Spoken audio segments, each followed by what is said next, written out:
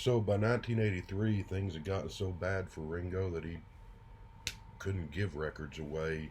He had, after Stop and Smell the Roses, his 1981 release, not too long after that, he started working on his new album and got it finished.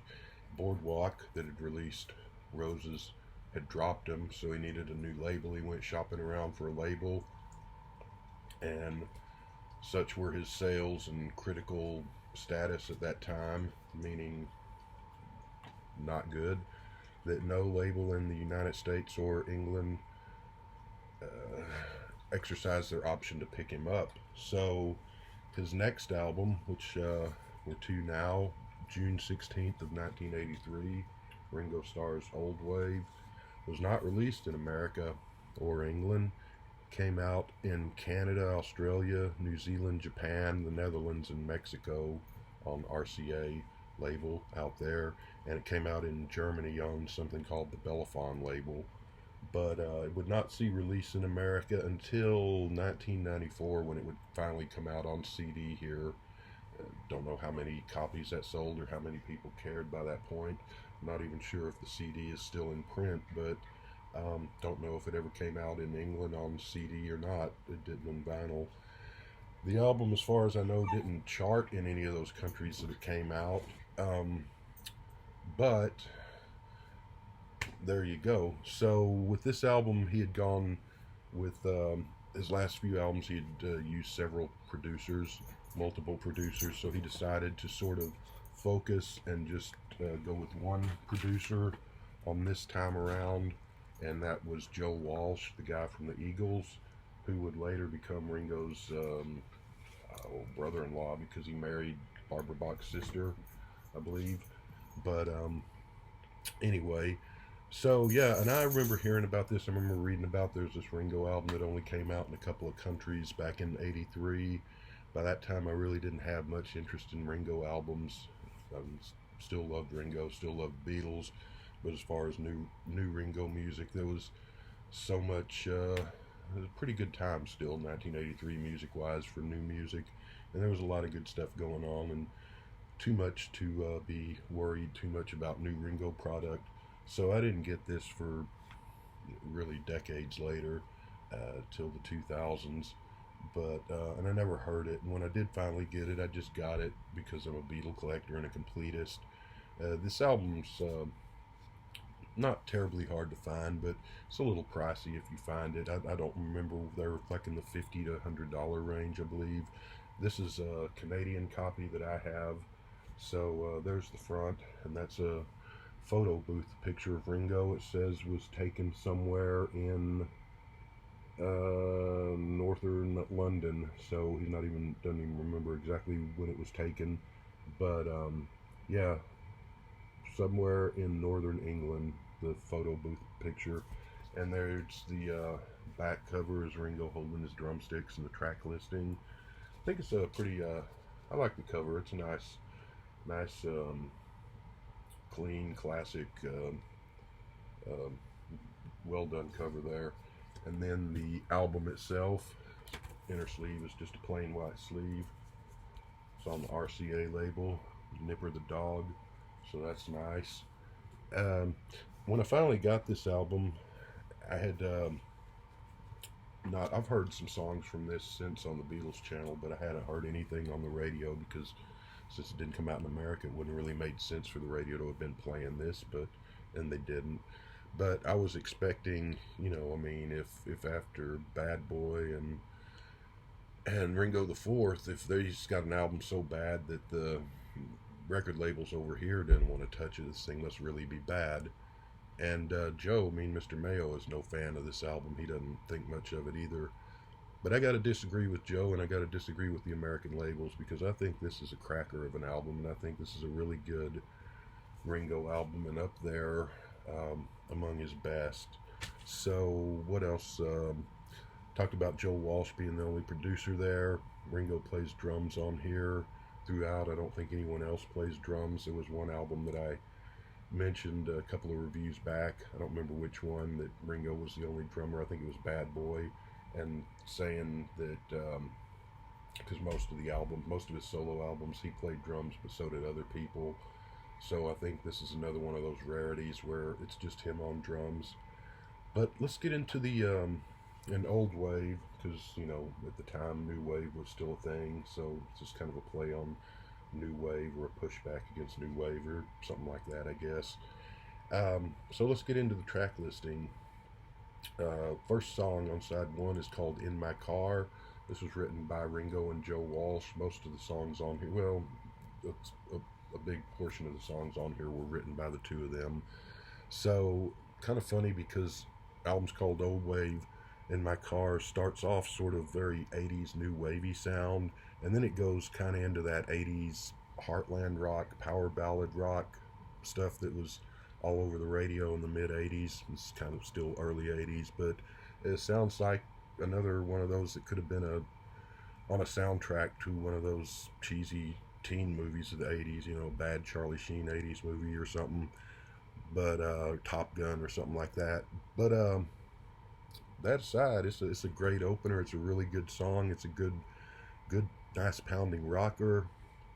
I'm going to give it an 8.8 for "In My Car," which Joe Walsh would do again in 1987 for one of his solo albums, and had a slight hit with it.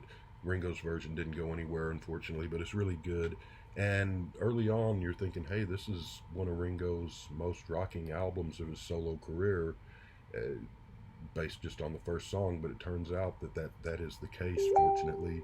And so good stuff. 8.8 for "In My Car." The next song is "Hopeless," which is another Walsh Star composition. Sort of a little bit of a gimmick song, but not too over the top. And it's I looked in the mirror and it became clear that the Martians had landed. I said, "Doc, I'm seeing double. How are both of you?"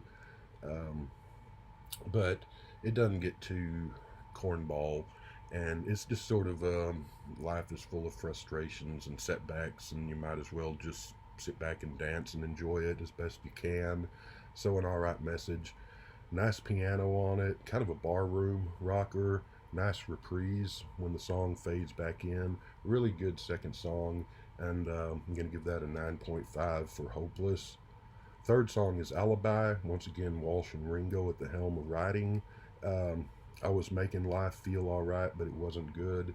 Obviously, Ringo talking about his sort of lost days, lost weekend days of drink and drug and so forth, which he was kind of still in at this period. But and then you came along, so a song about Barbara, obviously coming along and them falling in love and saving each other's lives, more or less.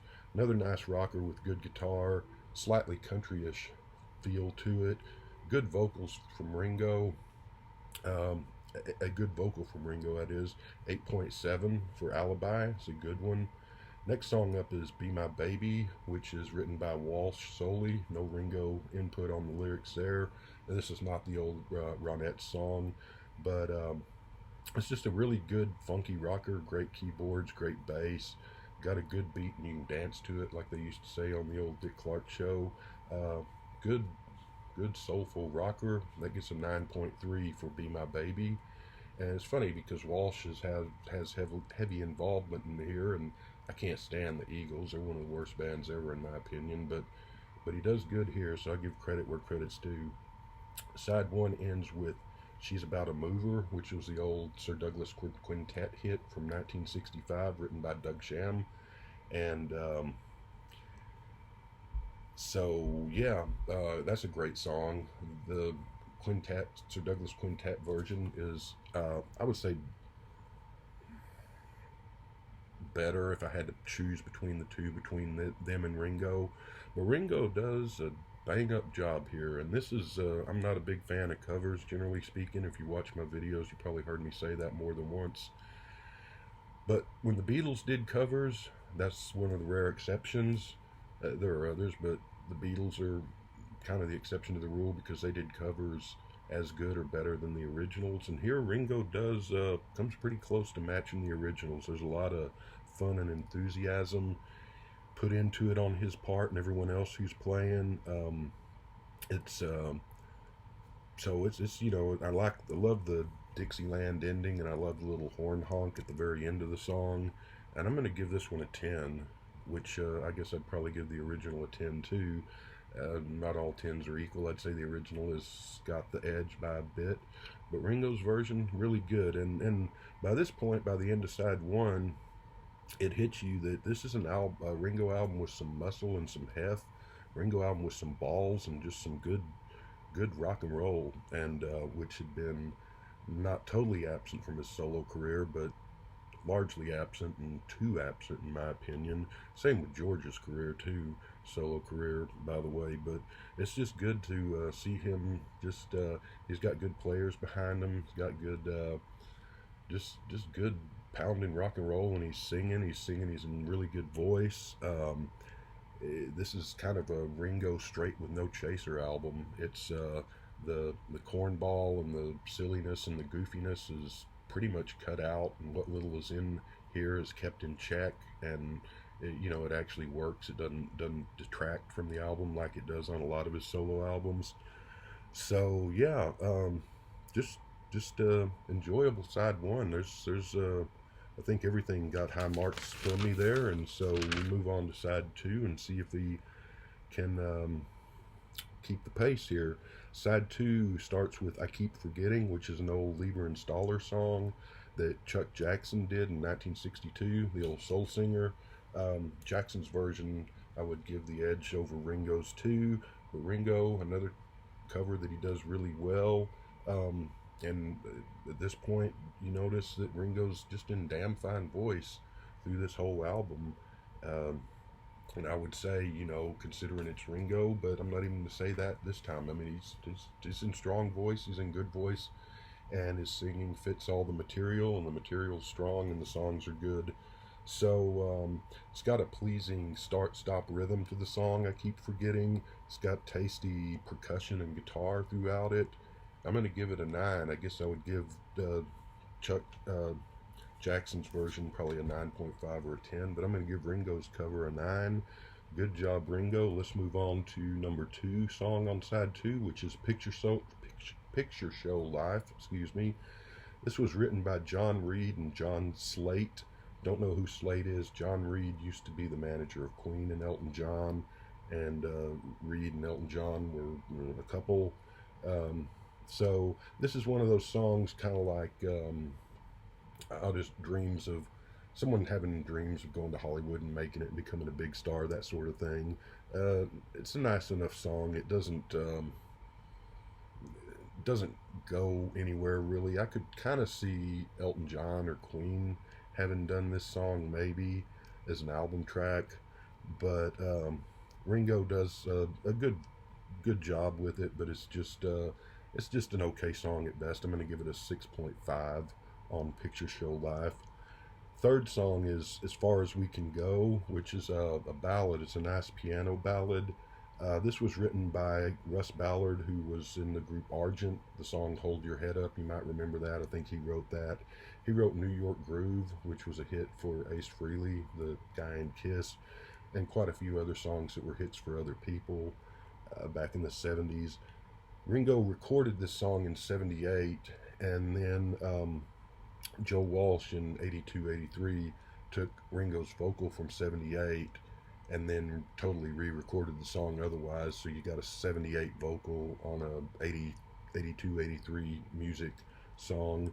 It's a nice vocal for a ballad for Ringo, a little bit out of place among all the rockers here, but I guess it's nice to have a little breather with a ballad, and it's a pretty good one. I'm going to give it a 7 for As Far As We Can Go.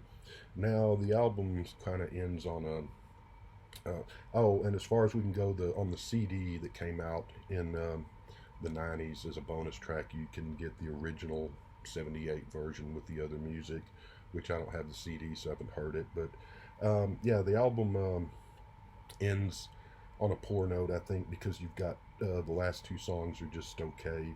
Everybody's in a Hurry But Me is a song that's credited to Ringo, Joe Walsh, Chris Staten, John Entwistle of The Who, and the Yardbirds' third best guitarist, Eric Clapton, which basically was just them hanging out in a jam session that that they ended up turning into a song. There's no real uh, vocals. Every once in a while, Ringo says everybody's in a hurry but me during the song while they're playing, but that's about it vocal wise.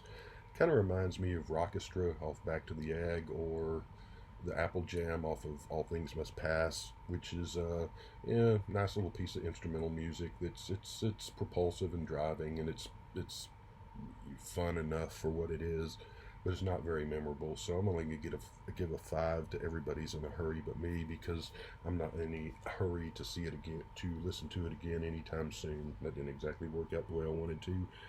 And the last song is Going Down, which is credited again to Ringo and Joe Walsh. Um, it's another instrumental. Ringo says, I'm coming up every once in a while, and there's some girls that sing something in the background here and there, but it's basically an instrumental, and so at best. It's even less interesting than Everybody's in a Hurry But Me. So I'm going to give that a 4.75. So, unfortunately, the album kind of ends on a sour note after popping out of the gate strong and keeping the pace all the way through until those last two songs. But that's, you wish they could have come up with two better ending songs or a strong ender. But still, um, I was expecting this album when I finally did get it and finally did hear it. I was thinking this is going to be the dog of dogs, and I was pleasantly surprised. I think this is, like I said, one of his better albums, and I'm going to go 8.9 on Old Wave, and definitely worth.